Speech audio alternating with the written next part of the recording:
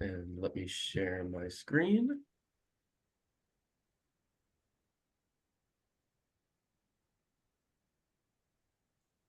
And we do not have sign language today, is that correct? No, they were not able to accommodate the change in schedule. If there is anyone who needs the sign language translation and it's not available, please drop a quick note in the chat. And I will do my best to type into the chat the information that's being shared.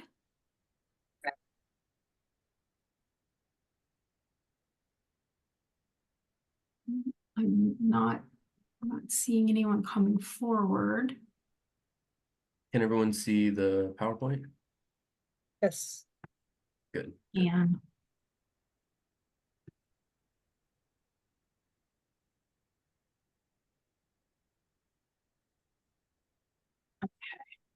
so it looks like no one who's with us at the moment needs me to use my faster than lightning typing skills into the chat. So I think that we can get started. We do have a quorum present. Acknowledging that we have a quorum, welcome to the September 19th HOF Advisory Board meeting. We did reschedule this meeting to have more robust attendance. So thank you to everybody who's joining us this morning. It is fantastic to be starting into the allocation process. We appreciate all of those members who joined us earlier in the season to talk about how the allocation process works and to review some survey results from the URA.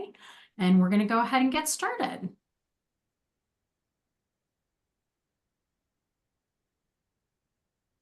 We're going to start our meeting as always with the roll call. Lena Andrews. Here. Welcome, Lena. Thanks. I know I saw Tanika Harris. Tanika, can you affirm you're here? I am here. Good morning. Wonderful. Thank you. Karen Garrett. I am here. Welcome, Karen. Ellie Fisher. Present. Thanks, Ellie. Councilwoman Deb Gross, I did not see. Councilwoman Gross, are you with us? Okay. Jerome Jackson had indicated that he had a conflict for this morning. Deidre Washington. I'm here. Thanks, Deidre. Marcus Reed is not with us this morning. Alan Cisco. I think Alan was able to join us. He may just be running a little late. James Reed. Yep, he raised his hand. Welcome, James. Adrian Wanaha, present.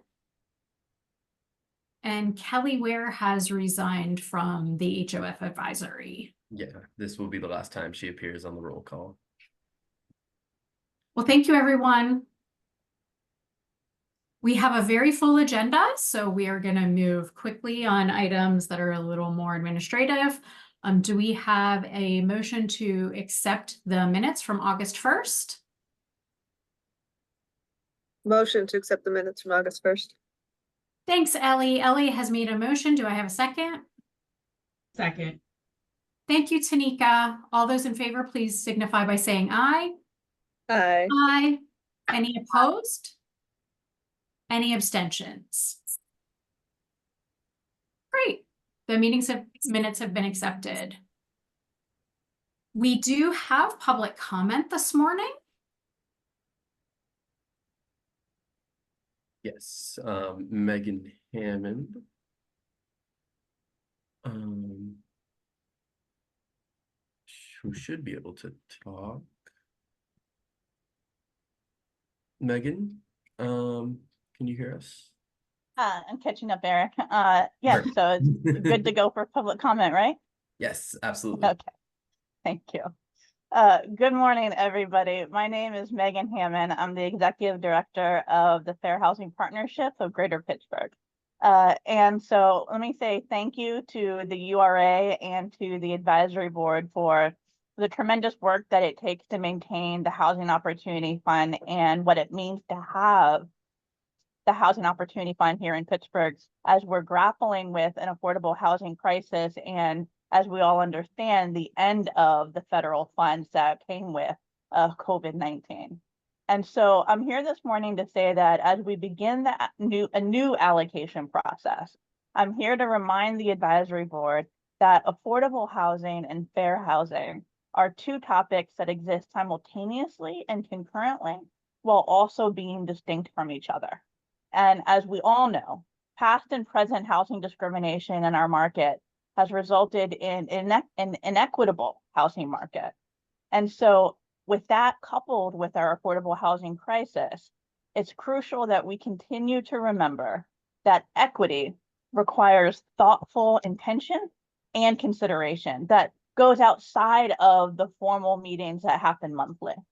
So for example, in today's agenda, as we discuss the Housing Assistance Program, or HAP, as just an example, it is so overwhelmingly popular that you all may remember that it only opens, the waitlist only opens once a year. And so I commend that the work that we've accomplished over the past few years has included that the advisory board and the URA has adopted that the HAP is awarding the funds or awarding the applications based on a lottery system. It's imperfect. It is not funding HAP to the entirety in which we can meet all applications of all low-income homeowners in Pittsburgh, but it means that we are doing the best we possibly can with limited funds to most equitably disperse those funds throughout our low-income homeowners and finding ways in which we can use limitations to still achieve equal and equitable outcomes. And so I also ask that you consider, as we discuss allocations, how the Housing Opportunity Funds interact with Pittsburgh's overall affordable housing resources and market, such as what is happening with and how the HOF and the funds will intersect with the use of the affordable housing bond in our market. And additionally, the last thing I'll leave you with today is, just as I touched on, but to remember this in your bones, that the allocation process is only a beginning of what is hopefully going to be an ongoing discussion that will continue throughout 2025 of gathering information, listening to residents, looking at the data, of understanding the ongoing impact of the HOF programs that we fund, and then making adjustments as we can based on that information collect and based on what we learn. So I thank you all for your time and your commitment and what will be hopefully not just an exciting fall, but a tremendous 2025 as we dig deeper into these topics to better serve as well as we possibly can with limited resources, the low-income residents of the city of Pittsburgh. Thank you all. I appreciate your time. Thank you, Megan. I am always appreciative of the reminder to have our fair housing lens on when we're having these discussions. Also, we do have a gap right now in the HOF related to a permanent representative related to fair housing and equity. And I think that it's important for us to try to channel that voice as best we can with that representative being missing from the board. Are there any additional public comments at this time? Hearing none, we're going to move to our next agenda item, which is the URA administrative updates and announcements.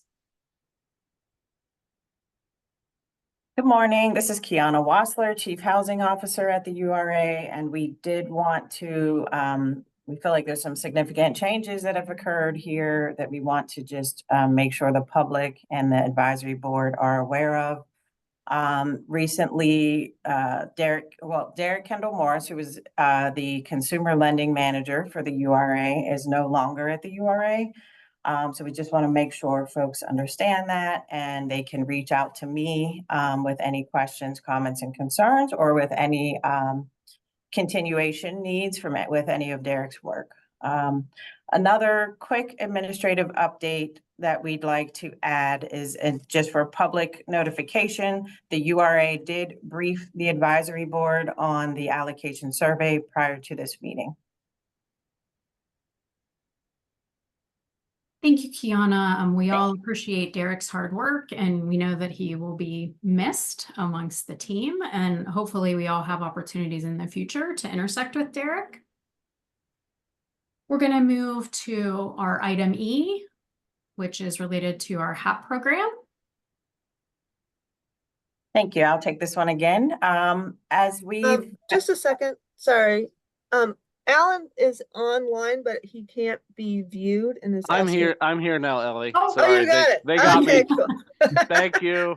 Thank you, Yep, Ellie. sorry, Appreciate Kiana, you. go ahead. We will note that Alan has joined us, so we have a really robust quorum today. Want to bring a voting item before the board today regarding the Homeowner Assistance Program, or HAP program. As you all have voted for in past meetings, we are moving the program for the 2024 allocation round to Action Housing to administer it for us as a pilot opportunity. In coordinating this, the movement of the program to Action Housing, we've noticed there are some changes in the way that the URA runs the HAP program versus how they have run their whole home repair program. And one of the changes we thought was significant, and we would like to bring that before the board this morning for discussion and consideration. The HAP program is currently a combination of a 0% interest forgivable loan plus a grant. So 30,000, the max award is 35,000. 30,000 of it is a interest-free forgivable loan, and 5,000 of it is a grant. And what happens in the whole home repair world is that program is just a grant with a deed restriction placed on the property, so that if the property is sold within a certain period of time, we could potentially receive some of that funding back. And so we are interested in changing the HAP program from a forgivable loan to a grant with a deed restriction, and wanted to hear from the advisory board whether you think that would be a change worthwhile. I'm not sure if Dan Sullivan is on yet from Action Housing, but he was going to join to be able to assist with answering any questions as well. I have a couple questions. This is Ellie Fisher. One, that forgivable, what's the time period we're talking about here, both for the forgivable loan and the proposed deed restriction? I believe our forgivable loan is for 15 years. Kristen, can you put in the chat to confirm? So we could do, oh, Dan is here. He has his hand up. We could potentially make that the same time period. But Dan, do you want to? I hope everyone can hear me. Yeah, we would try to copy every single criteria that is currently in the loan product itself. So if the loan product is 15 years with a step down and then forgiven at that point in time, we would copy and mirror all that in the deed conveyance. The reason for the shift between the loan product to the deed conveyance is one, simplicity on the URA's end and Action's end in terms of monitoring a loan product. We have found over and over again in cases where we've done products like this, especially in McKeesport, that by the time someone is aware of this loan restriction, or the homeowner thinks about it and they're selling the property, everyone who worked on the product originally is no longer with the agency. Either they retired or they moved to a different org or whatever. So it'll make clearing title a lot easier. We're also the understanding that in most cases, these loans weren't getting any money paid back to the URA. So why, do a loan product that wasn't really remunerating the URA back in any way, shape, or form? So we're really just trying to make this as simple as possible for the staffs of both the URA and Action Housing. But again, the intention is, and our council's looking at it right now with the title company, to make sure that we can mirror everything that's in the current loan product that the URA offered. And To correct myself, our term is 20 years currently. Thank you, Dan. No problem. And this is Adrienne. I just want to reiterate a few pieces related to this. So this topic's come up in the HOF before, related to loans and grants. So there's been some conversation about when there is a loan, what that process looks like, what is the administrative burden on the URA, but also how does that translate for the families that are utilizing the program? So if funds have not really been coming back in through the period of loan forgiveness, what is the benefit of having this as a zero interest loan that could be forgivable? And what is the benefit of having this as a grant? It's my understanding, and we've had some presentations on this, that folks who utilize the programming really don't leave their homes. That is the intention. You know, it's to create that longevity.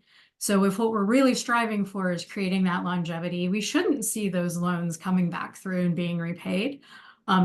So really it's at the core of what is the intent, and what creates the most streamlined and impactful benefit for the folks in the community who are using these funds. So this is not a completely out of the blue conversation for the HOF. This has sort of been in the debate bucket for a little while now. I'm really thrilled to hear the URA bringing more of these programs forward through this analysis, a cost benefit analysis of what comes out of the loan versus grant structure and other programs.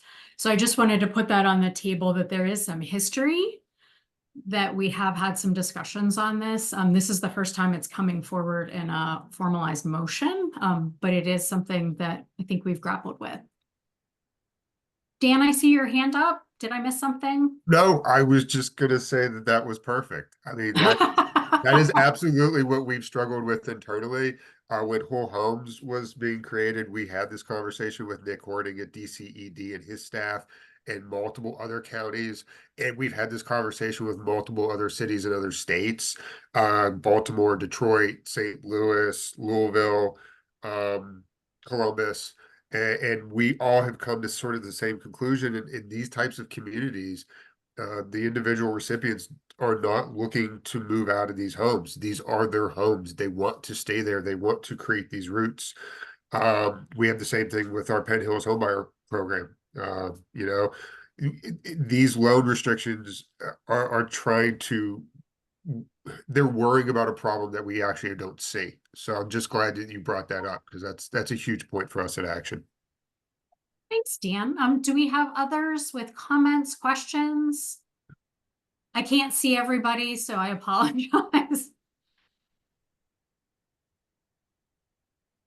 This is Ellie Fisher again. I completely agree with what's being said, fully support moving to grant programs and deed restrictions. One of the struggles that I see with a 20-year period and sort of the longer periods that we've tended to use is that period can often be longer than the useful life of the improvements that were made. And so it seems, I mean, and of course you have to have just one length of time, right? You can't like set your length of time based on the work you're doing. I'm not proposing that in any way at all. But like, you know, I would suggest that we make the period of time, you know, maybe closer to 10 years if we can, so that we don't have people left with a forgivable loan, even if they're going to stay in their house well past that time, that you know, those materials have exceeded their lifespan and the work needs to be done again, and they're still sitting with that loan on their property. That's an Totally. interesting point, Ellie. And so as soon as you said the longevity of the repairs, it's also 20 years in the longevity of the homeowner. Mm-hmm. And does something like this transfer, say, for example, if a homeowner passed away and left this property to another person? I haven't actually ever asked that question before, if it's something that transfers to a new owner and something like an inheritance. It could transfer to a new owner. It more than likely would have to be an owner that would meet the income requirements. Yeah. So yes, it could transfer. But Hey, with a Dan. grant, you don't have to worry about the transfer. Sorry, Kiana, I didn't mean to interrupt you there. Dan, sorry if I missed this. It's Alan. Hey, buddy. What's the time frame? Do you guys do anything on the whole home? Do you have what's the deed restriction on whole home if you have it? Whole home for tenant-based properties was 10 years. Okay. Right. So thinking of you and thinking of action, I really like the idea of aligning those dates for you, so you're only managing one. Oh, no, we appreciate it. I mean, in a perfect world, Kyle and I have chopped this up a few times. What we settled on, I think, was what we're most comfortable with is 10 years with a 10% step down. Yep. I think that's the most reasonable, and it mirrors a lot of other products like this. Yeah, that sounds good to me. I'd fully support that. That's great. So Kiana, it sounds like we're crafting a motion on the table to not only accept the proposed change, but also to request a change in the years related to the deed restriction. Yeah, it's fine. Sounds good. Unfortunately, I didn't write out an authorization for you, but we can craft one. I think this one's a little more straightforward. Yeah. But before we jump into any of that, I just wanted to add a quick comment and I think ask a question. And so on the comment, I think, kind of moving to a grant program, I'm hoping that this brings a lot of clarity to sort of our administrative functions, in the sense that, where the discussions when it comes to allocating funds for this program is not going to be bogged down with, thoughts of, okay, how much are we getting from a replenishing standpoint, from people making payments over time, because it's, if it's a grant, we know that, this is money that we're not going to be expecting to come back. And so I think that brings more clarity to especially the advisory board in terms of, thinking about additional resources and what we might be able to need to account for in terms of, putting together strategy or trying to identify other funding sources that could help. And I know that's work that in previous meetings we've talked about wanting to do. So I think that, can be helpful towards that end. And then I think the other question, or the question I have, I'm just really trying to understand, from different aspects of, decreasing that deed restriction period. And, Dan, maybe you might have some comments on this, but, has there been any concern about, having a smaller deed restriction window, given general affordability, like the general deficit of affordable units that a lot of places across our nation have, or is that something that we think about a little bit differently with this program? How so do you mean, in terms of like having a deed restriction on a property that was engaged for and meant to be for affordable housing long term?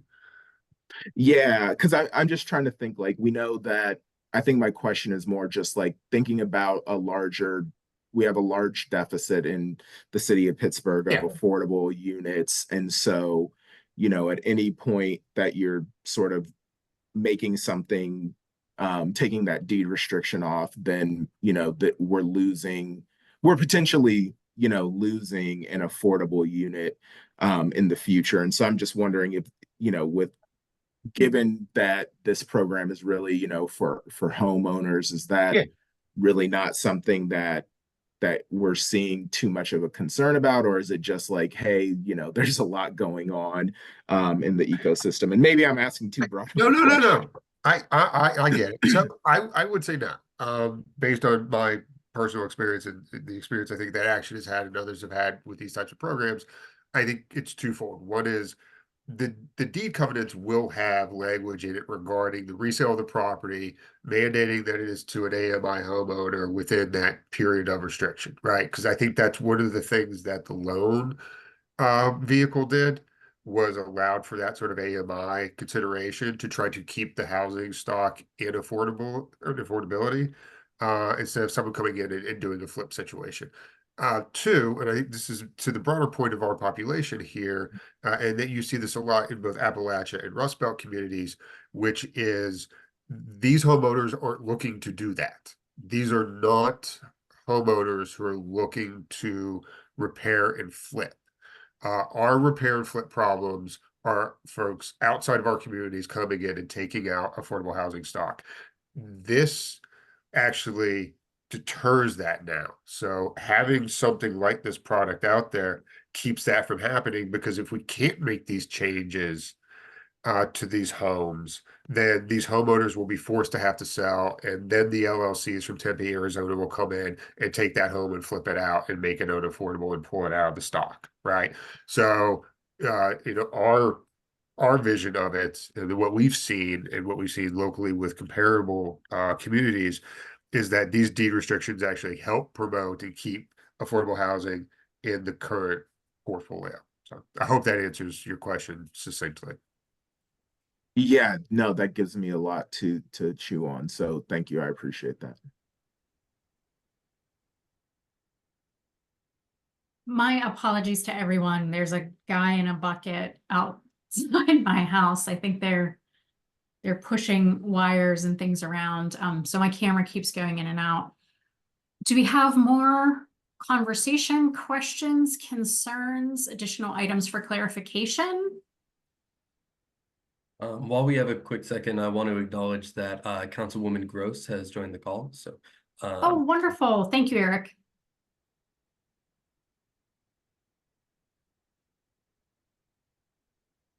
If we do not have further discussion, do we have a vote, proposition that members would like to bring to the table?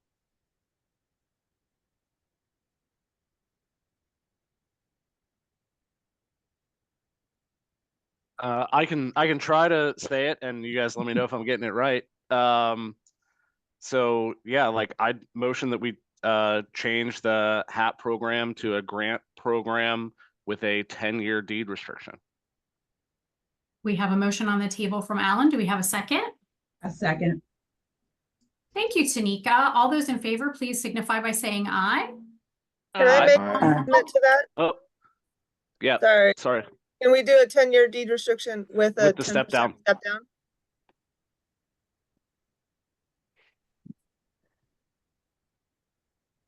We're on the Sorry, same go ahead. page, Alan. Yeah. No. Wait. I thank you. Can you repeat that again? You cut out a little bit. With a 10% step down every year? Yes. Okay. Alan, can you redo the motion just so we have it for clarity? Absolutely. So I will motion to make a change to the HAP program, to change it into a grant program with a 10-year deed restriction. And the details of that deed restriction are that it steps down 10% each year over that 10-year period. Thank you. So we have an amended motion on the table. All those in favor of the Actually, amendment? I think this is Councilwoman Gross. I'll second that, but ask for discussion. So you need a second on a motion. I'm making the second, and I just kind of want to ask a question now that I've heard it. Is that all right, Madam Chair? Please proceed. Thank you. So I'm really supportive of the conversation, but I'm reminded, maybe because I'm older, that the URA used to give these and they were called forgivable loans. Right. And so where we had deteriorated neighborhoods, they were giving financing to homeowners, and, you know, I think the deed restrictions were very similar, that like if you stayed in your home, it may have only been 5 years, but it was 5 to 10 years.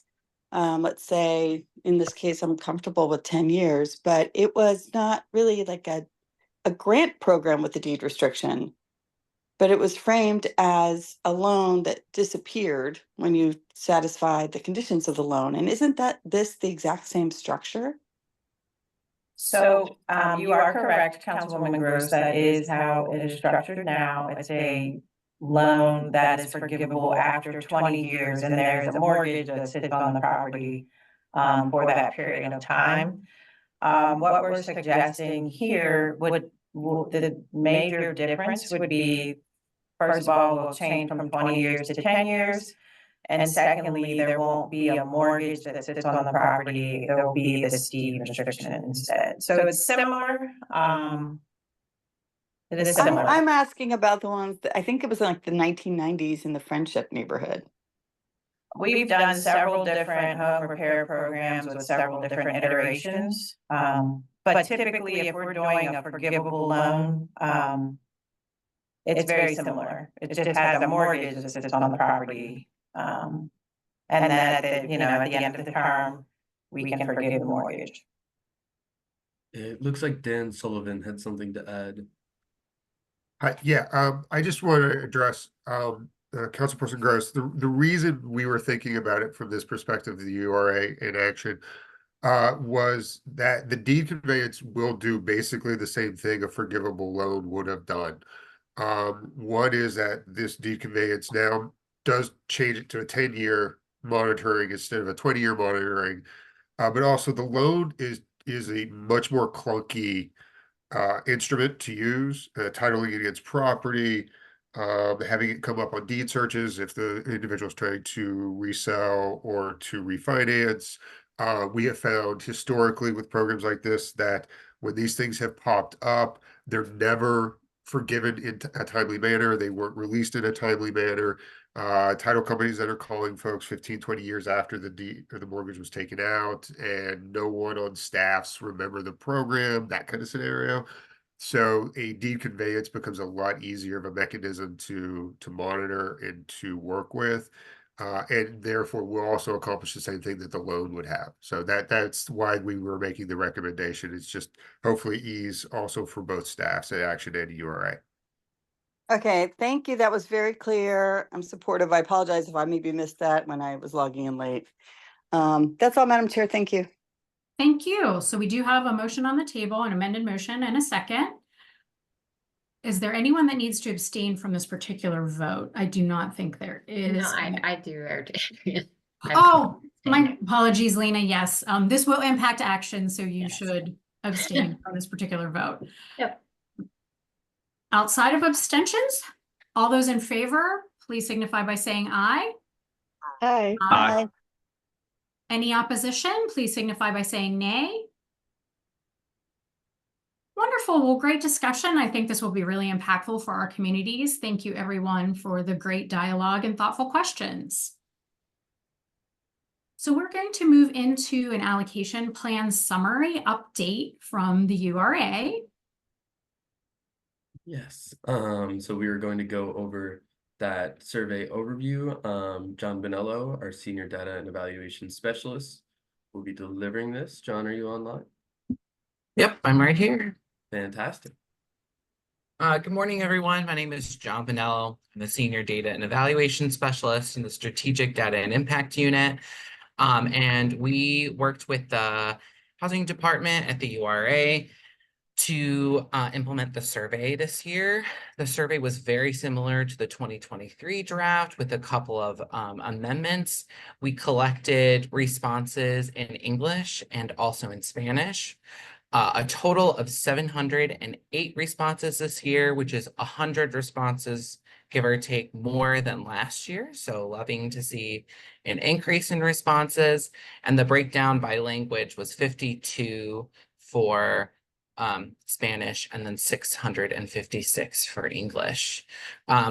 I'm just going to briefly walk through some of the findings of the survey. The first thing that we like to talk about are the demographics and kind of be conscious of whose voices are present and whose voices are maybe absent here. In terms of demographics, these are the different demographic areas that we collect data on. So resident status, whether you're a renter, a homeowner, you live with someone maybe who's a renter or a homeowner, you're a housing you're working as a housing professional or you're working as a social services provider. We also collect information around age, race, ethnicity, gender identity, sexual identity and orientation, and combined annual income. We try to map these questions so that they are similar to the US Census, and so we can be as consistent as possible. The only difference being that we break out gender identity and sexual identity and orientation separately. We do this to make sure that we aren't for instance, excluding trans women from a women-only analysis, things like that. We also have a portion of the survey where we allow respondents to identify themselves as part of a protected population. Those are populations that are protected by housing law. So whether you're a racial or religious minority in your area, or you live with small children, you are an immigrant or refugee, things like that. Sorry, we can go to the next slide. In terms of just how the demographics sort of were shaking out, we had a lot of stable trends from year to year. So stable trends include like age, race, gender identity, and sexual orientation, very similar to last year. Pretty evenly distributed in terms of age. In terms of race, mostly respondents identifying themselves as white and then identifying themselves as Black and African American. Those are our two largest groups. And then, although we did see like an increase in the Hispanic and Latino population, which we also saw an increase in the Spanish language responses. So that was really exciting. We also saw a decrease in those indicating they belong to protected populations. And then we saw some interesting things in terms of distribution. So a little bit more even distribution. Last year, our largest group was for combined annual income, where people who were making more than $100,000.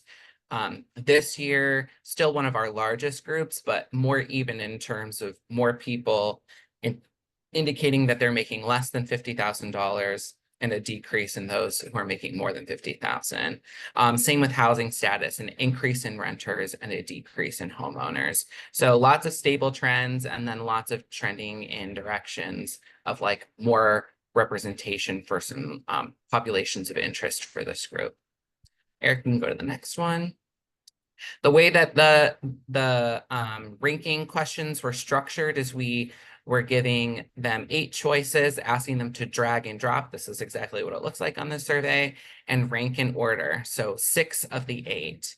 This gives us 3 data points. So the number of rankings, so not all of these made it on every list. So we count the number of times each item ended up on the list.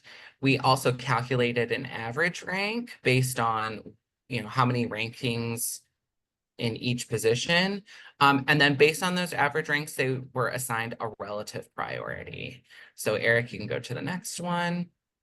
So this is what the table looks like with all 3 dimensions together. You can see we've highlighted the relative priority so that the dark blue is indicating the highest priority for respondents, and then moving into the lighter shades in the gray for the least priority.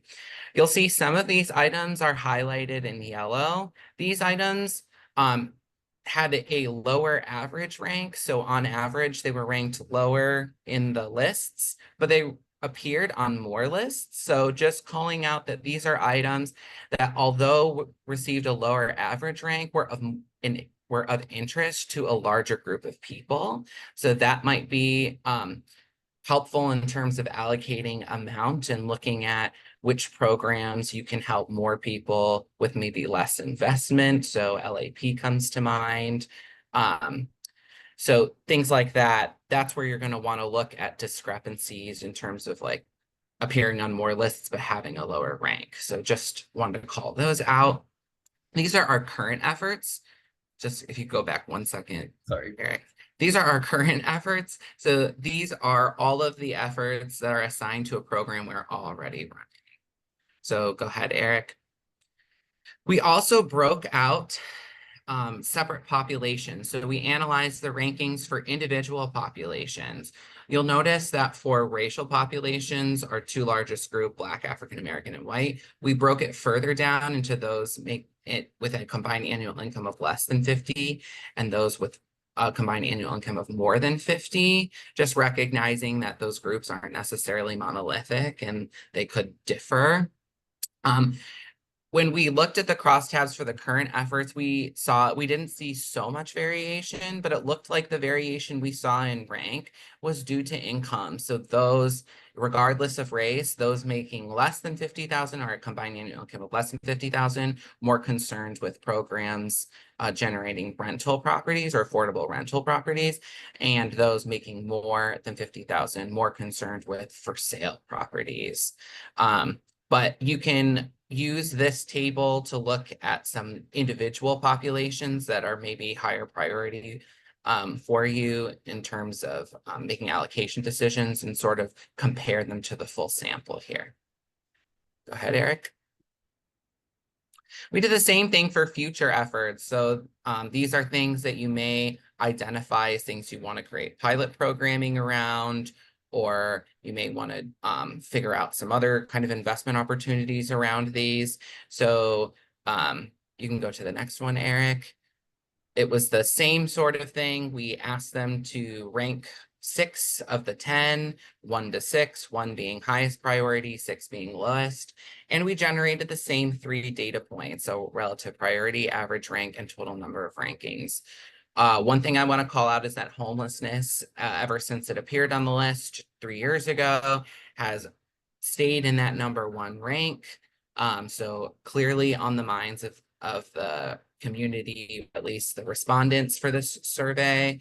And then we did the same here, highlighting the efforts that have a lower average rank, but are maybe of interest to a larger number of people. Eric, you can go ahead and move to the next one. We did the crosstabs for the future efforts as well. You're going to see here a lot more variation than we did with current efforts. And that's to be expected, especially when you're ranking a subset from a larger list. Mathematically, you're just going to see more variation. So this is, it's less helpful for this crosstab analysis to try and identify major trends. This is where it'll be more helpful to zero in on individual populations that are maybe of interest to you when looking at pilot programs.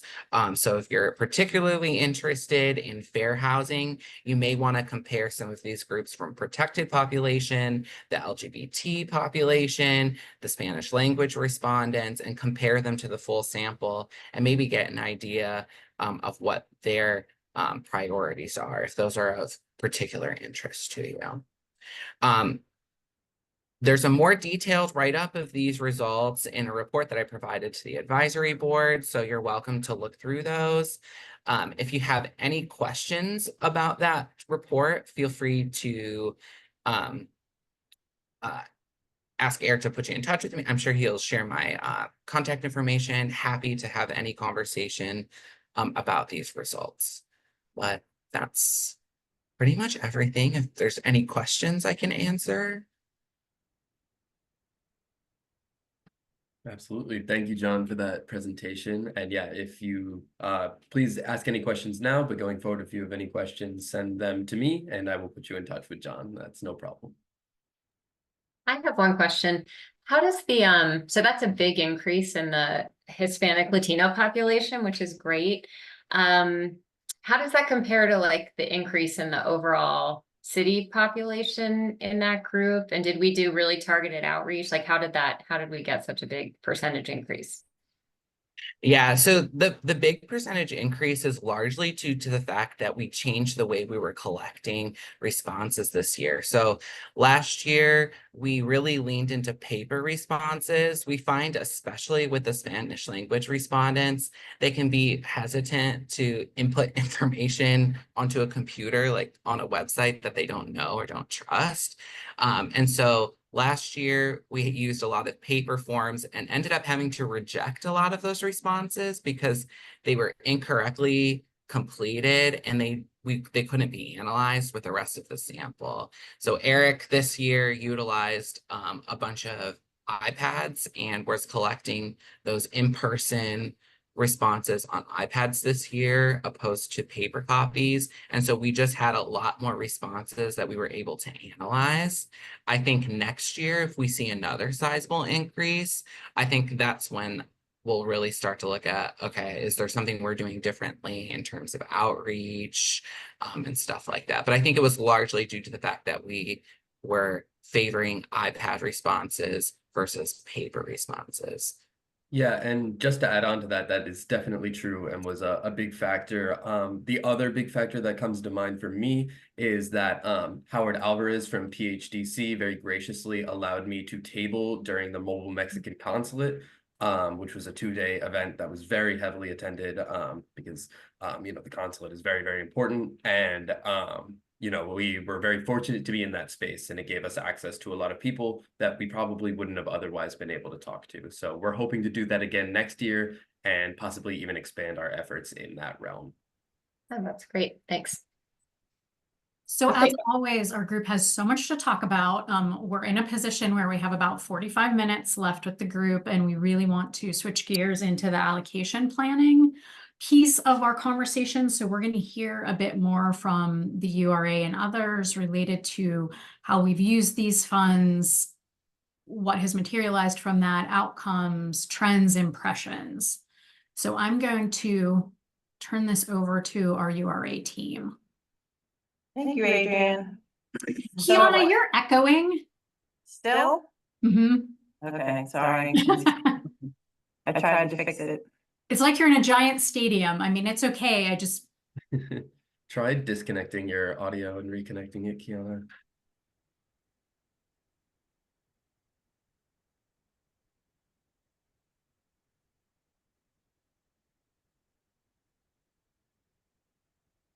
Adrian, while Kiana's checking her audio, this is Tanika. I just wanted to just say and thank the URA for the importance of community engagement is huge because our communities don't operate in a silo, and neither should our general organizations. And so even if it's something not directly related to housing, whenever the URA is out and engaging in the community, it creates a sense of trust that was not always there. And so then when they see the URA, they're more in tune to be able to approach and to complete a survey that they would not have done before. So Lena, I'm glad you asked that question and we have it publicly stated, and just so that everyone understands the importance of engaging with our community. It's huge, it's invaluable. And I think Eric did a great job of being accessible in a way that maybe we haven't been before. So thank you to Eric. I appreciate that. I tried my best. Am I still echoing? Nope. No, it's perfect. Okay, great. All right, so this next step, we've heard from URA staff about the survey. We've done a great job with expanding that, collecting that data. Now we want to add on the actual request from URA staff, as well as our outside providers for the different programs that the Housing Opportunity Fund serves. We'll start with the Homeowner Assistance Program, or HAP program. We are recommending that $3 million be allocated to this program. This will allow us to support approximately 80 to 90 homeowners to complete those crucial rehabilitation needs that will allow them to stay in their homes. This money, again, make sure we're not cost burdening our low-income homeowners, allowing them to stay in the home, keep the useful life of the systems, and maintain, their family setting where they are and where they've been for a long period of time. So based on the 2023 application round, we received approximately 400 applications, could only accept 80 of those. And so you can see how competitive and how interested the Pittsburgh community is in this program. The 2024 round, we were allocated $3.050 million. And so we have not opened that round yet, but we will be doing that before the end of the year. And so we feel like 2025, we would like to maintain that same kind of support in this program. And I can run through all of them and then we can maybe ask questions. You want to do it that way? Okay. The Housing Stabilization Program is our program that supports eviction prevention and other needs for the community. Natalie Ryan from Action Housing is here today to help talk through what their needs are quickly. But basically, the request for this program is $1,650,000. Natalie?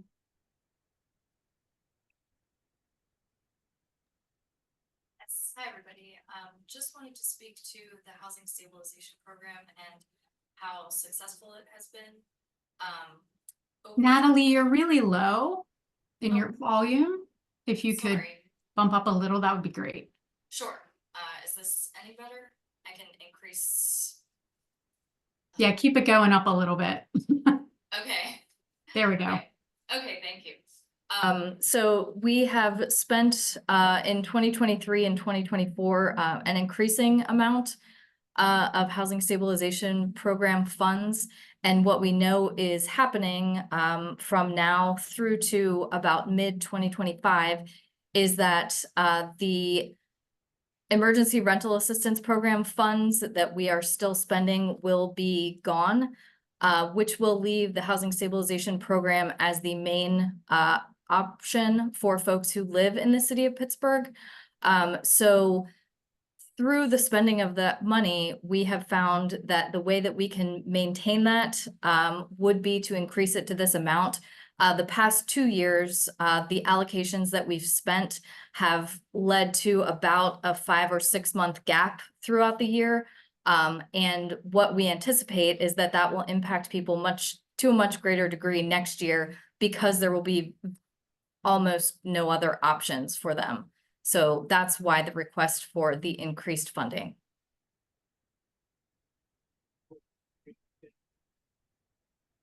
Eric, I think the next slide shows the Yes, sorry, I was struggling.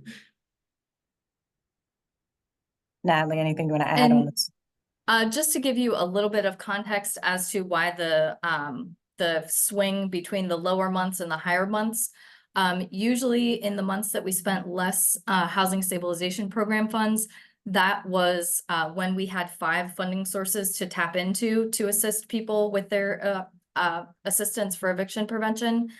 As those funds ran out over the year, then we had to lean more heavily on Housing Stabilization Program funds.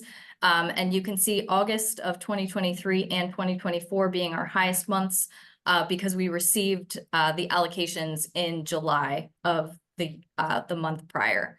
So once we receive the money, it starts going very quickly. Thank you, Natalie. Next program is the Small Landlord Fund. This is a program that assists our smaller landlords in the city to improve their properties so that they can rent them to affordable renters.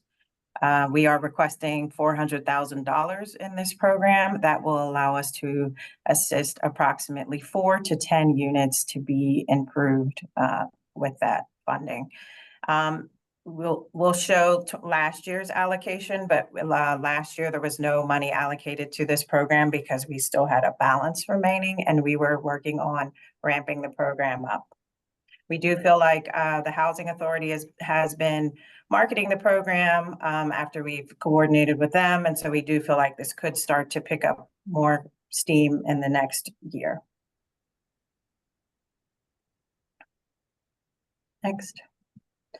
Next is our down payment and closing cost assistance program. We are requesting $700,000 for this program.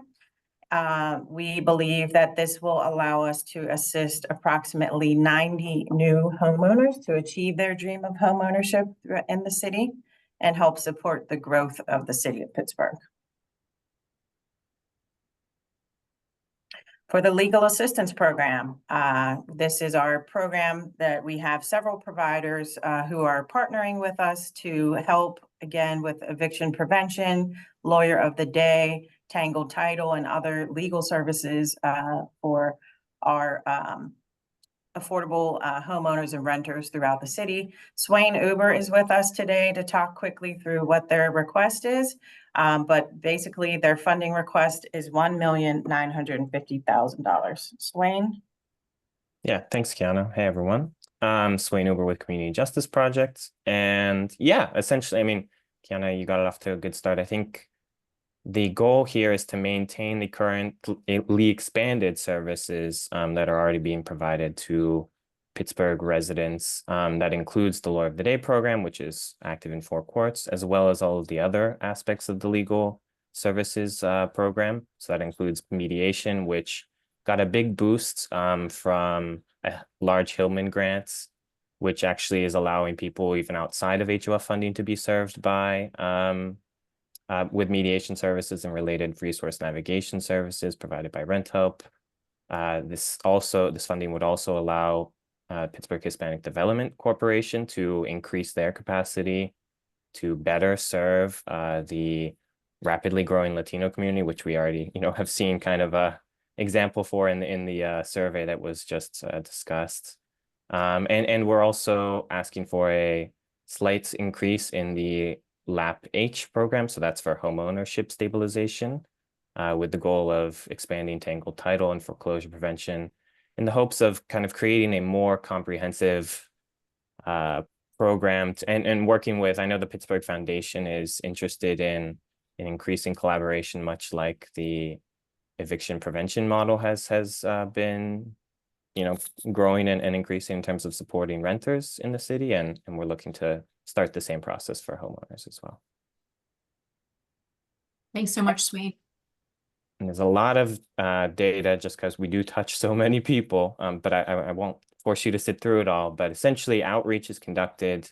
This will allow outreach to be conducted to everyone facing eviction within the city. So that's conducted by Rent Help Pittsburgh.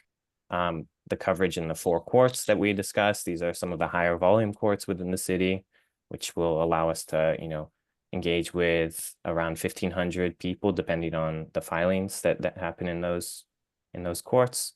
Just mediation, along with Rent Help Pittsburgh and Neighborhood Legal Services, will be able to provide mediation services for around 500. This funding would allow around 500 households to be served. Neighborhood Legal Services also has other non-Lawyer of the Day services, legal services. So that's their helpline, and then other full service representation on appeal. It's another 400 families.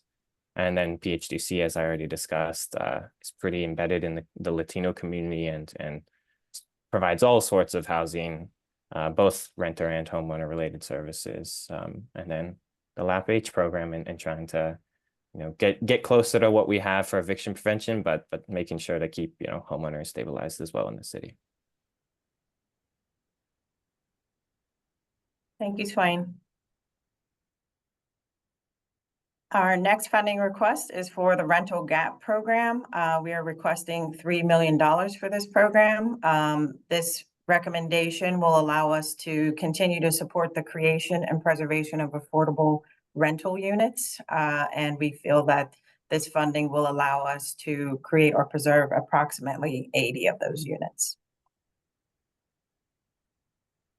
The For Sale Development Program it assists nonprofit and for-profit developers in the rehabilitation of single-family housing to be sold to affordable homeowners. We are requesting $850,000 for this program, and we believe that will assist with 8 to 10 either new construction or newly rehabilitated affordable home ownership opportunities. And just to kind of go back quickly,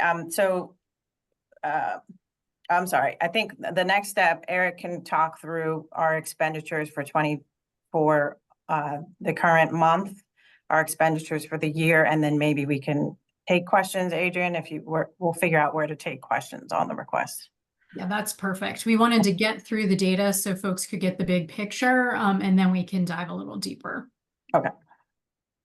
All right, so I'm just going to talk about our expenditure really quick. This first chart or graph is from a slightly longer time period than usual. I did it through yesterday just because, you know, this meeting was delayed and I figured you might as well get as much information as we have available.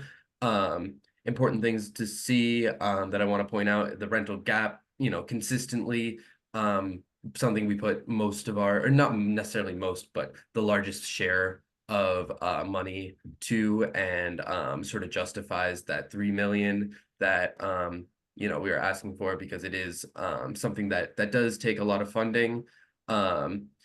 Also interesting, from this last month and a half, the Small Landlord Fund did put money out, which it does not always. Same with the For Sale Development Program.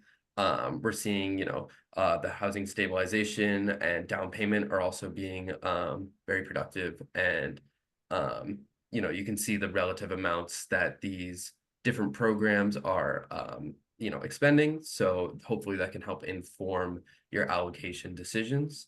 And looking at the year to date, again, that rental gap program does take the largest share.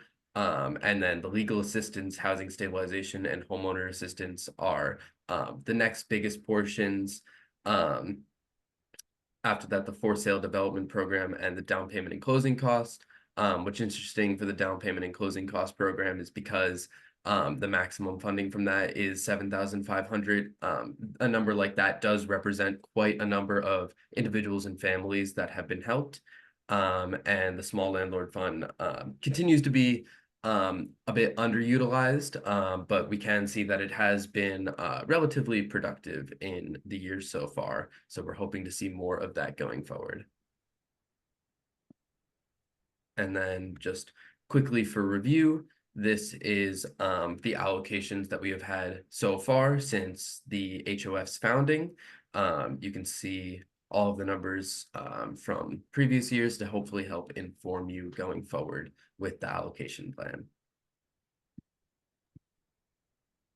So if you could go back one before we move into next steps of the plan, I would like to just kind of remind the advisory board that today we are providing information for you to take with you and to respond to us on your spreadsheet. Next month is when we will have the more in-depth conversation after we have everyone's spreadsheets back with where they think the funds should be allocated. Next month, we'll have that conversation around, you know, coming to final numbers. So with that, I'm happy to open it up to, sorry, Adrian, I'm jumping in here, but open up to any questions about any of the allocation requests. Chief Wassler, this is Tamika. I do have one quick question. In all of the totals, I just want to know if you can clarify if operating costs have been accounted for in these figures that are provided. And I do want to say I am in favor of that, because we cannot continue to do programs without having operating costs. So just wondering if that's a factor in the numbers you presented to us today. So operating costs generally for the Housing Opportunity Fund, we are allowed to take $1 million in administrative fees. And so that $1 million is not included in the list that we read off to you. But I will say for the homeowner assistance program specifically, we have thought through things we haven't in the past, like maybe adding a little bit of a contingency fund there, because that, you know, we need that for a construction program and small little tweaks like that. So we are thinking more about, you know, the efficiencies of the programs. So that was taken into consideration for homeowner assistance program. Thank you. And my last question is for the HAP funding, the 3 million possibly can support 80 to 90 homeowners. Will Tangle Title be a part of that? Will individuals who happen to have a tangled title issue, would they be able to receive support from the HAP funding? Potentially. Typically, if there's a tangled title issue, we would connect them with our LAP program providers and try to help get that issue taken care of before we would service them, but that's because we had to put a mortgage on the property, and we can't put a mortgage on a property like if the owner is deceased, right? So having that mortgage as part of the program was actually deterring us to be able to support people with tangled title issues. So moving forward, since we, we'll have to take the program changes to the URA board as well, but if it gets approved that we switch the program to a grant, then we could potentially support more folks with tangled title issues. Thank you. So 2 points for the group. And the first one, we're going to put a pin in after I say it out loud. So we have demonstration dollars that are still existing that we have not spent, that we need to make some decisions about. But again, I want to have a more robust conversation about demonstration dollars that we have currently in another meeting. But for folks who have not been part of the advisory in the past, the demonstration and program dollars that we've allocated have been put aside for innovation, pilots, and emergency use. That really was us putting aside some flexible dollars so we could respond to opportunities and needs in the community. So I just wanted to give a quick overview of that. And again, we're going to talk about the current allocation of demo dollars in a future meeting. But Kiana, could you also speak to a lot of the conversation last year related to what we put into the rental gap program was based on expectations related to the bond. Could you please speak to the bond and how that will impact any and all of these programs, especially rental gap? Sure, happy to do that. So the URA, we issued an affordable housing bond at the end of 2023, in which we were able to raise $30 million towards affordable housing efforts. I think the biggest, the programs that would maybe, what's the word I'm looking for? Overlay for HOF and the affordable housing bond would be the rental gap program and potentially the for sale development program. The bond will not be able to be used for things like homeowner assistance, down payment, closing costs, and anything else on the list. What we've seen in multifamily development and just development in general, I'm sure you all have heard this as well, is post-COVID, the pricing to do these types of projects has skyrocketed. And so what we've done several things to attempt to support development to be able to continue. One is we increased the rental gap program maximum loan amount from 1.25 million up to 2 million. The reason why we did that, I think maybe 2 months ago. And the reason why we did do that is because the majority of applicants in the rental gap program were coming to us for additional for funds beyond that maximum because of the cost of development. So that will affect how the rental gap program funding, the funding that's available and how it's used. And then I think another thing to understand is the affordable housing bond, although there is $30 million raised there, it will be for not only the rental gap program, but also other programs that are not funded by HOF, our housing preservation program and our downtown conversion program. So although we did raise some additional funding, we do feel like the rental gap program would still benefit from having funding from the Housing Opportunity Fund as well. Thank you, Kiana. And to piggyback on that, last year's conversation really, if I'm remembering this correctly, and Lena, please correct me if I'm wrong, there was quite a bit of discussion of thinking of the HOF budget being increased by $2 million, and that $2 million would specifically have the impact into the rental gap program. So that's why decision-making last year was actually a reduction in rental gap, because there was an anticipation of $2 million flowing to the HOF that would be flowing into rental gap. Was that your understanding as well, Lena? I'm trying to remember whether it would go to HOF specifically, or if it was just more, you know, the URA has this whole pool that they use for rental gap, and there's a piece of it that goes through HOF. So honestly, I can't remember if that extra funding was coming through HOF or not, but it did exist to fund gaps in rental development. So that was the philosophy last year was, you know, if you look at the years, you'll see the 3.8 in 2023. There really was a thinking that there was this additional $2 million that was really going to flesh out the rental gap award. So just for historical, why did rental gap look different last year? That was part of the equation of why rental gap was set at a lower level.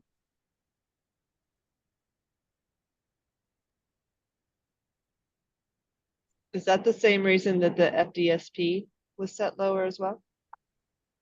So FDSP, there was just a debate about impact and how many dollars would really be needed to have impact on changing the allocation either up or down, Ellie. I think that you are one of our members that can speak pretty intelligently on that particular program and how the dollars translate directly. But that particular program, there was a debate related to what individual blocks of dollars actually support. So adding an increase or making a decrease, what would that mean in the overall program? As folks were trying to balance the thinking about both the homeowner assistance program and how many folks were tapping into that, and the interest in wait list, and then also the housing stabilization program. So you'll all see here, you know, this is a $10 million budget. $1 million of those dollars are set aside related to administration and operations of the program. And that's a conversation we can get into more deeply as well.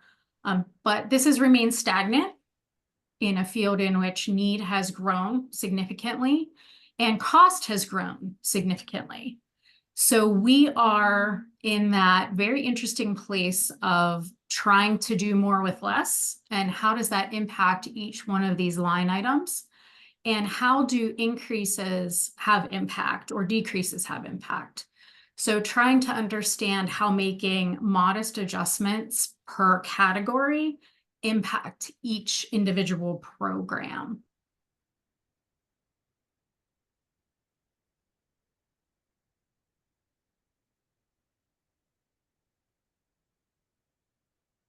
So we do have some URA presentation support ready for us to sort of talk about, now that we see this contextually, what does it really look like for us to do this action, this next action step, which is our allocation planning process.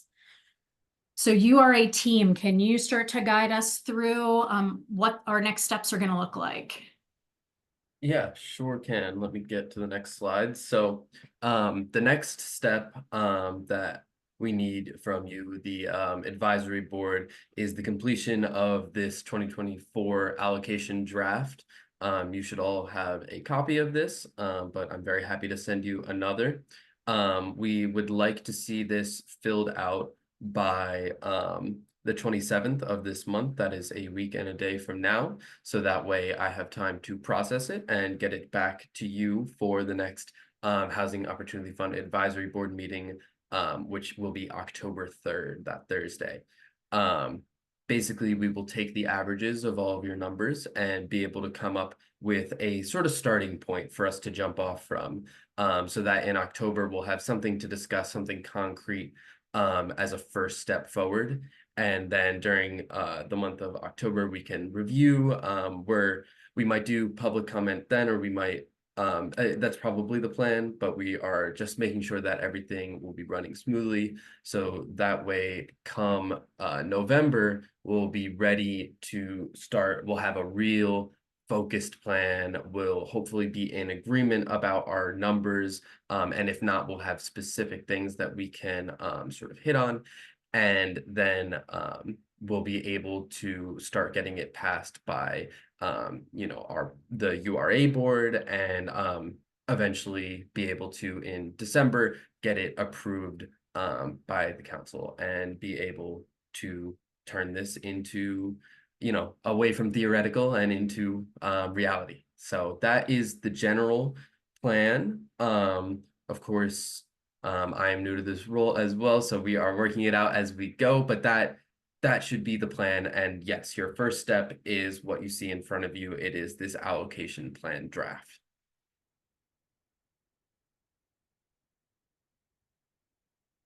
Oh, Adrian, you're muted. This worksheet can be confusing. So for everyone's just benefit, so you'll see that the way that the allocation draft worksheet is designed is it's broken into not only the program line items that we have supported in the past. Demonstration dollars is something that we actually added as a category. We are able to add categories. I mean, it's a little late in the year to be adding new categories for the full allocation.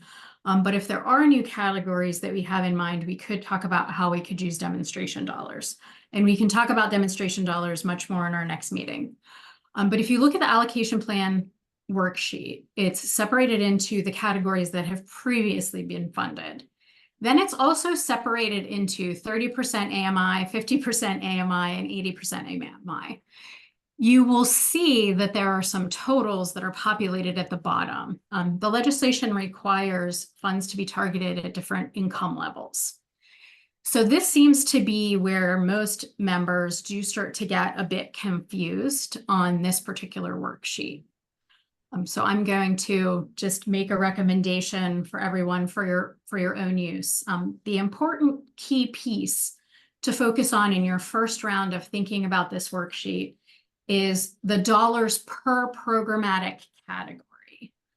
What do you feel strongly needs to be in the rental gap category versus what do you feel strongly needs to be in the small landlord category? In any of these categories, you are perfectly welcome to put a 0 if you don't feel that we should be funding a specific part of these activities. You are absolutely welcome to put 0s into a category. Think first about the category. The AMI distribution is something that we will work together to make sure that it matches the legislative requirements. So I know that sometimes members get very, very focused on the 30, 50, 80. If you feel that you don't have the best grasp on which category of AMI recipients you feel the most strongly about, or that you think is the right blend, don't let that get you stuck, because we will massage that. It does have to balance out appropriately per the legislation, and we will be working to tweak that. So for all of us, it's this first round in the worksheet, the most important core piece is the categories and levels of funding that you think are most appropriate and why, so that when we have our discussion, you can really, share with the group your whys. But please don't get bogged down into the 30, 50, 80. If you have really strong feelings about the income categories, absolutely, put time and attention into that piece. But I know that in previous years, we have had, places where members really felt like the 30, 50, 80 was what they were struggling with, not their, deep feelings about each programmatic category and funding levels.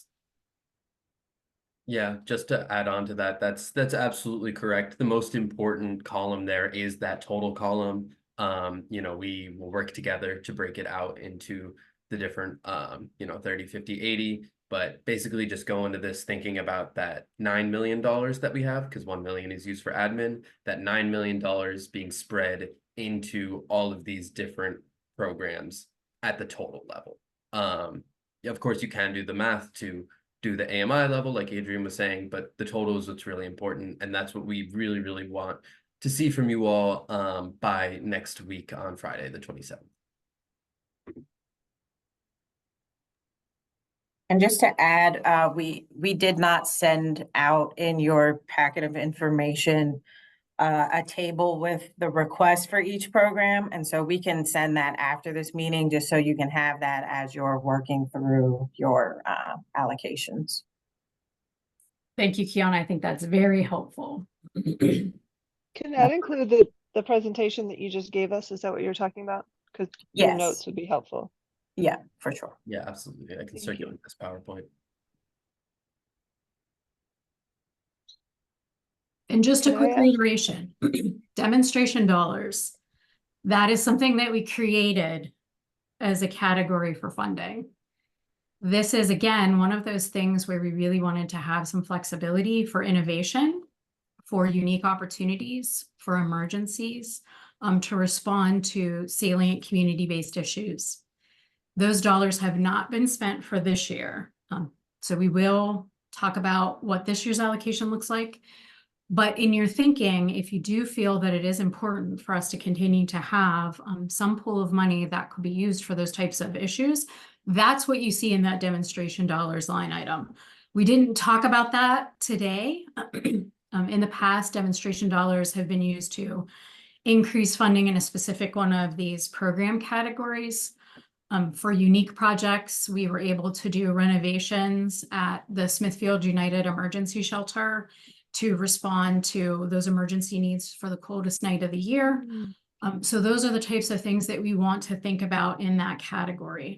We can use those dollars in a more flexible way. So if you continue to feel that that is an important use of dollars, please, keep that in mind. Also for the small landlord fund, that was a new component of the work in the last 2 years. That, as you will see, has taken a minute to launch. One of the things that we did in this past year was we changed the parameters on that fund to make it easier for landlords to utilize. That's really dedicated to making sure that those landlords who have low numbers of units can still be part of not only our new affordable housing, but also the preservation of our existing and naturally occurring affordable housing. It provides them that support to make upgrades into their homes. Karen, I know that the housing authorities have been doing a lot of outreach related to this to strengthen the tie between folks who would like to utilize things like the Section 8 program and need support to be able to make renovations to their properties. We have had an increase in interest and an increase in outlay of funds. Karen, I don't know if from the housing authority's perspective, you wanted to share anything? Well, I don't have anything more specific other than that we certainly support and we will continue to do a good outreach to our landlords because we do have monthly meetings with them. And so they are very enthused about this program. And I know that we changed the parameters so that it kind of operates as a grant opposed to a loan. And so I just would ask that we continue to look at that and support it. Thanks, Karen. I don't want anybody to be thrown by the fact that you saw a tiny, tiny slice of the pie that Eric showed us. I knew that it was the beginning. I'm sorry, Adrian. I knew that was, kind of the jump off in terms of us restructuring the program. So I was very much aware. Thank you, though. Oh, I'm sorry, Karen. I meant we have a lot of new members. So when you see that, when you see that pie chart, it looks like there really hasn't been activity, but I do think, we're getting our legs under us now. So I do anticipate that will ramp up. So as you're thinking through these categories, that might have been one of the others that you weren't as familiar with. So we do know that we've had lower participation, but we've all been supportive of, enhancing that. And I do think the outreach has been a lot better. Madam Chair, this is Councilman Gross. Yes. Speaking to those slides, I was also wondering, so we saw the slide that had just like August through September, mid-September. Did I miss a slide? Is it in the slideshow? What are the breakdown of the total expenditures for all of this year? That is this slide that I have on screen now. Is it? Okay, I got it. I got it now. Sorry, I couldn't see it before, so appreciate it. Yeah, because I'm like just on my phone, so I'm like moving from screen to screen. I apologize. And so that's in the slideshow you're sending us. And then if I add up all those numbers, I see what's remaining. I guess because we're kind of speaking, the chair was just speaking to kind of how much is remaining in in one of the line items that I can't remember what it's called. To answer that question,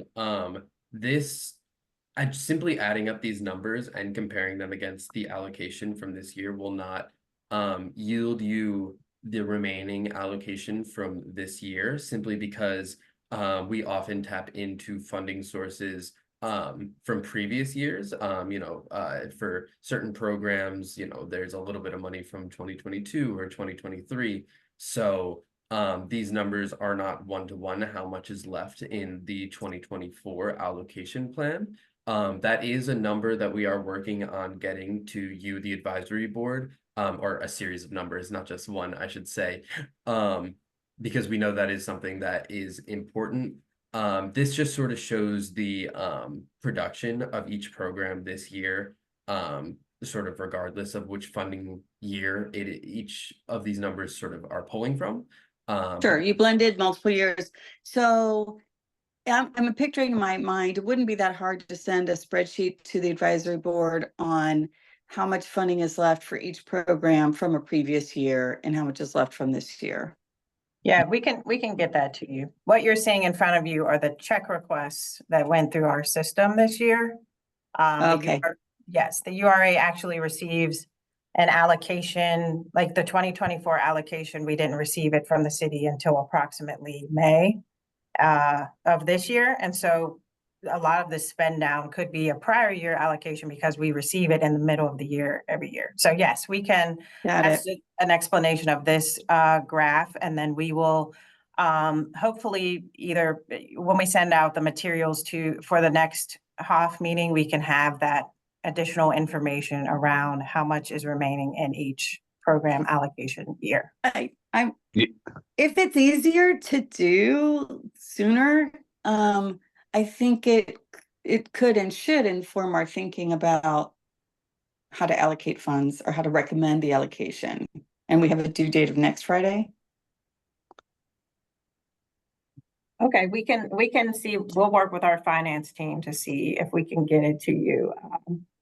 I'm sure they are tracking it. We have like a parallel situation at council where we're always tracking multiple year CDBGs, and all those are spread over time. So hopefully it's not too much trouble to generate a spreadsheet from this many program rows. Yeah, we'll get you something, just like staff time and pulling staff together to get it all done. So yes, we can get this for you prior to Friday. I will get it to you by Wednesday, the 25th. Is that?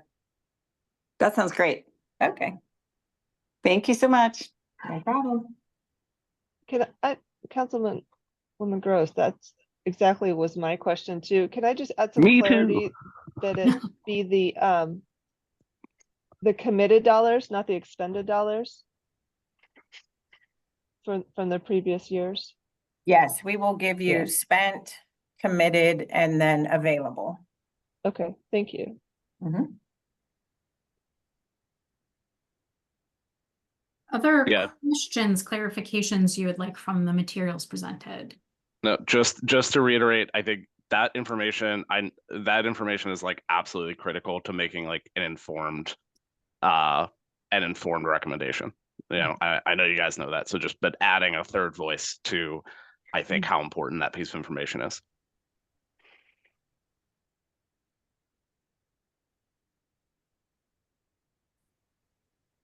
Are there other examples of what the demonstration dollars have been used for? Like, that was really neat to hear about the emergency shelter. So the demo dollars in the past, I think that that's the best example of what sort of a pilot or innovative project could be. The dollars were dispersed into other programs that were seeing a shortfall. We added the demo dollars 2 years ago. So it's not something that was there from the beginning. It was 2 years ago. Is that right? Or am I? Yes, 2022. Aging on the HOF, I'm not sure if I'm. Oh, wait, no, that's small landlord. No, Excuse it me, goes back to 2019, it's- 19. Yeah, thank you. My mistake. I Andrew, think I just wanted to say one quick thing. I'm sorry, Chief Flossler. I know we're at 10:31, but wanting to make sure that we don't forget. So I recognize that the URA is going to send us spent, committed, and available funding. But to not get locked down on what we did in the past, but to look at the present data that was submitted to us, that while we're creating this allocation plan, that we utilize those tools, those resources available to us as well, but also looking at the new data, because the data is changing yearly, and to think through what the community says is important, because as advisory board members, we are also to represent our communities that we are called to serve. And so to make sure that we don't lose the voice, that we get so boggled down with the numbers from previous years that we forget about the communities that we're called to serve and what they said is important to them, because we are that voice as well. So I just wanted to add that we look at all of that in totality, but not to get so focused on those dollars from previous years. Thank you, Tanika. I think that's a perfect segue into we are at our time. Just a quick update. We are holding on committees until we do the allocation plan. We want the allocation plan to really tie to the work groups and committees that we establish so that we're promoting the 2025 objectives of the HOF. And we have been in contact with the mayor's office about our committee representation. We do have a large portion of vacancy. So we will be, continuing those dialogues to try to get the rest of the board representation fleshed out. So we have a comprehensive set of viewpoints at the table. We do have our next regularly scheduled meeting is October 3rd at 2. We will make sure that we have a virtual option available. We are going to also have a live option available at the URA's offices. That's a slight change from the times that we've met prior in person. So please take note of that change. If for some reason you as an advisory board member cannot participate on October 3rd at 2 p.m., either virtually or in person, please alert Eric and I that you will not be able to join us. We will connect with you prior to the meeting to make sure that key concerns, key input, key expertise that you bring to the conversation is not missed in that meeting. So we will channel all of the board members to the best of our ability if you're not able to be present at that meeting. Anything additional from the URA? No, thank you all. We're excited to continue this allocation process with you. Thank you. Thank you, everyone. We appreciate you. And we are looking forward to our October conversation. We know it will be exciting. And please keep your Megan and Tanika hats on. Use your fair housing lens and really channel the work of your communities, their input from the survey, your expertise into your draft allocation sheet. Due the 27th, which is next Friday. All right, do we have a motion to adjourn? Motion to adjourn, Ellie Fisher. Wonderful, thank you, everyone. Please be in touch if there's any questions or concerns in between meeting times. Thank you. Everyone, bye.